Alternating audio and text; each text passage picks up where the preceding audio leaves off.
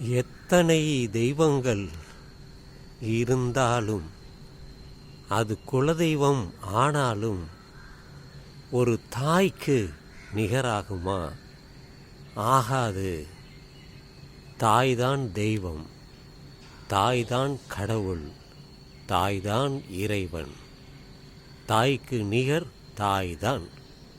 ஏனென்றால் பெற்றெடுத்து குழந்தைகளை பாலூட்டி வளர்த்தவள் தாய்தான். அந்த தாய்க்கு எந்த தெய்வமும் இறைவனோ கடவுளோ நிகரே கிடையாது. யார் வேண்டுமானாலும் எந்த தெய்வத்தை வேண்டுமானாலும் எந்த கடவுளை வேண்டுமானாலும் இறைவனாகவும் கருதலாம். ஆனால் தாய்க்கு நிகர் தாயே.